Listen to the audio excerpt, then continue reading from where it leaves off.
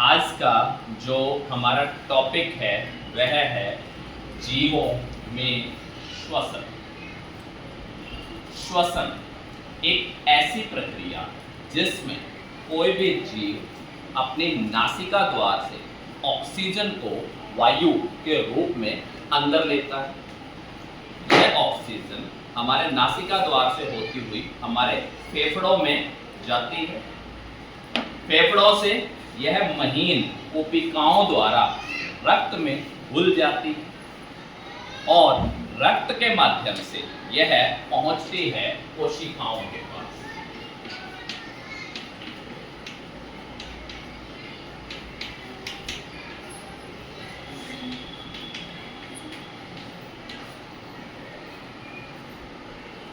और कोशिकाओं के पास क्या पहुंची है? ऑक्सीजन।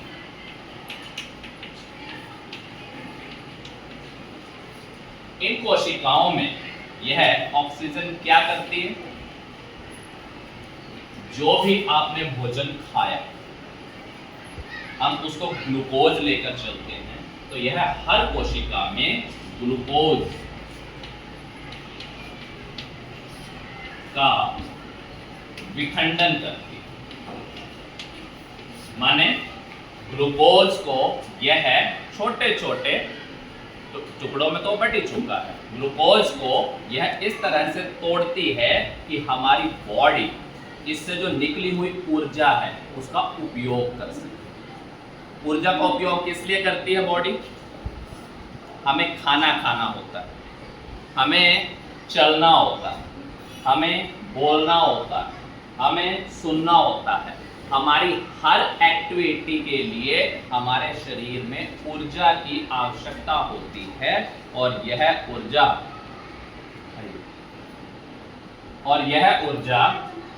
हमें ग्लूकोज से प्राप्त होती है।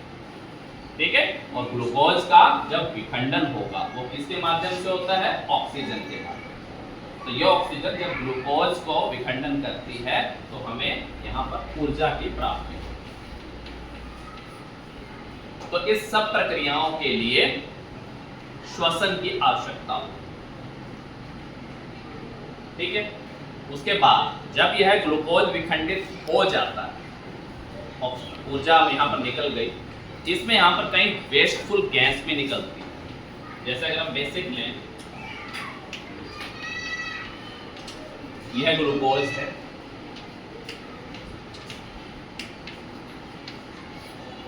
जब इसको ऑक्सीजन दी जाती है तो यहां पर कार्बन डाइऑक्साइड निकलती है, पानी निकलता है और ऊर्जा निकलती है। ये जो ऊर्जा है इसका हमने बताया कि इसका उपयोग जो होता है बॉडी अपने निरंतर कार्यों के लिए कर लेती है। जो पानी है यहाँ पर जो निकलता है यह मलमूत्र के माध्यम से, वेस्ट पानी है या पसीने के माध्यम से यह शरीर से बाहर चला जाता है। अब यहाँ पर जो कार्बन डाइऑक्साइड बचती है, ये जो कार्बन डाइऑक्साइड है यह दोबारा से कोशिकाओं से रक्त में आ जाती है। रक्त से होती हुई यह फिर से दोबारा से फेफड़ों में आ जाती है और फेफड़ों से यह श्वसन नलिका से होती हुई बाहर चली जाती है। ठीक हो गया? तो इस तरह से ये श्वसन का प्रक्रम चलता है। अब इस श्वसन के दौरान जो ग्लूकोज का विखंडन होता है, मैं इसके बारे में आपको थोड़ा बताता हूं।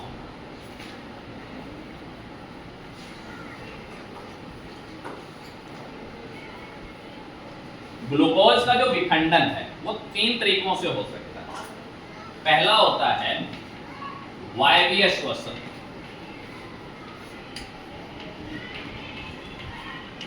इस प्रकार के श्वसन में हमें O2 की आवश्यकता होती है। किसकी आवश्यकता होती है? O2। ऑक्सीजन की आवश्यकता होती है। आपने नॉर्मल खाना खाया, आप नॉर्मल ऑक्सीजन यहाँ ले रहे हैं, उसके बाद यह ऑक्सीजन हमारे कोशिकाओं में जाकर के ग्लूकोज का विखंडन करती है। ये एक normal procedure.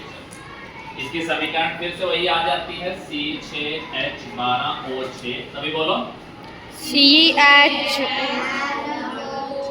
C6H H12 O6 plus 6O2 arrow 6CO2 plus 6H2O plus ऊर्जा। तो ये एक बेसिक सा माध्यम है जो कि वायवीय श्वसन में होता है।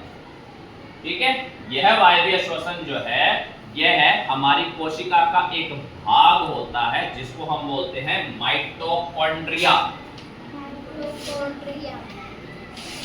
क्या बोलते हैं? माइटोकॉन्ड्रिया।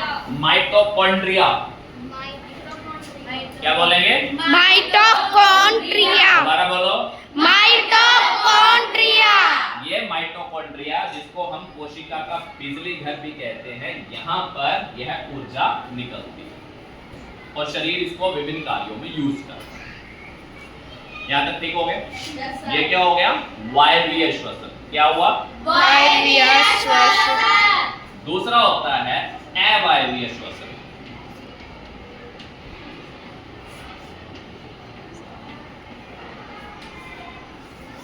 ये हम इंसानों में नहीं होता, ये किस में होता है? कुछ एक कवक है या यीस्ट है, उनमें पाया जाता है। इसमें क्या होता है? ऑक्सीजन की आवश्यकता, O2 की जो आवश्यकता है वो नहीं होती। बिना ऑक्सीजन के ही यहां ग्लूकोज का विखंडन होता है। समझ आ रहा है? बिना ऑक्सीजन के ही यहां ग्लूकोज का विखंडन होता है।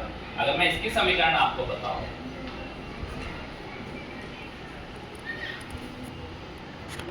अवायवीय श्वसन की, तो यहां बनता है ग्लूकोज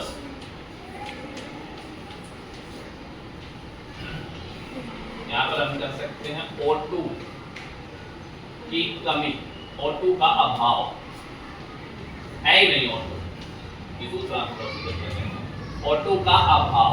तो इस केस में यहां पर बनता है अल्कोहल प्लस CO2 प्लस ऊर्जा। ये किस में होता है? यीस्ट में होता है। इसमें ऊर्जा निकलती है, कार्बन डाइऑक्साइड निकलती है और अल्कोहल बनता है।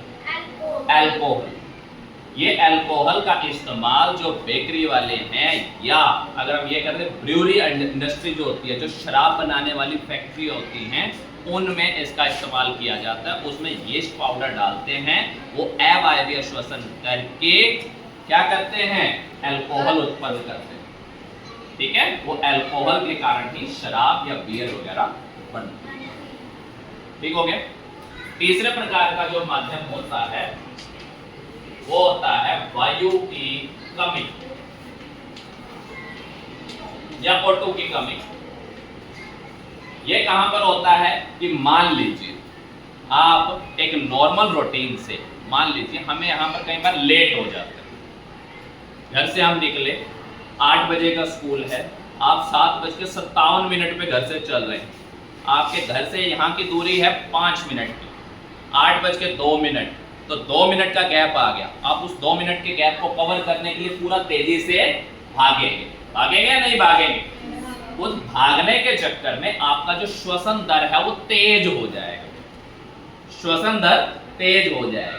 तो इससे हमारी जो कोशिकाएं हैं उनको पर्याप्त मात्रा में ऑक्सीजन नहीं मिल पाती। तो वो सिचुएशन होती है जब वायु की कमी या O2 की कमी हो जाती है।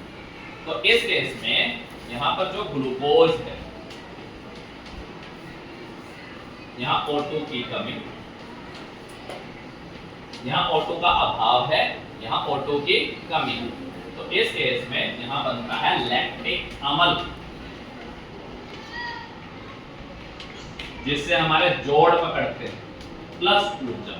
यानी ऊर्जा तो हमें तब भी मिल रही, ग्लूकोज का विखंडन तब भी हो रहा है, लेकिन वहां पर पर्याप्त मात्रा में ऑक्सीजन नहीं मिल पा रही। तो यहाँ ऊर्जा तो मिल रही है, लेकिन यहाँ लैक्टिक अम्ल बन रहा है। तो हम जब यहाँ सांस लेते हैं, जब आराम से बैठते हैं, तो हमारे जोड़ पकड़े होते हैं, फिर आराम से ऑक्सीजन जब पहुंचती है तो ये लैक्टिक अम्ल फिर से डाइजेस्ट होता है और फिर से यहाँ पर ये कार्बन डाइऑक्साइड और पानी बनाता है। ठीक, तो इस तरह से ये एक श्वसन प्रक्रिया है जिसमें हम ऑक्सीजन अंदर लेते हैं, कार्बन डाइऑक्साइड बाहर छोड़ते हैं। यह ऑक्सीजन अंदर फेफड़ों से होती हुई कोशिकाओं में जाकर के ग्लूकोज का विखंडन करती है, ऊर्जा हमें देती है और कार्बन डाइऑक्साइड को निकाल करके फेफड़ों से होती हुई बाहर फेंकती है। समझ आ गया सभी को? Yes, sir.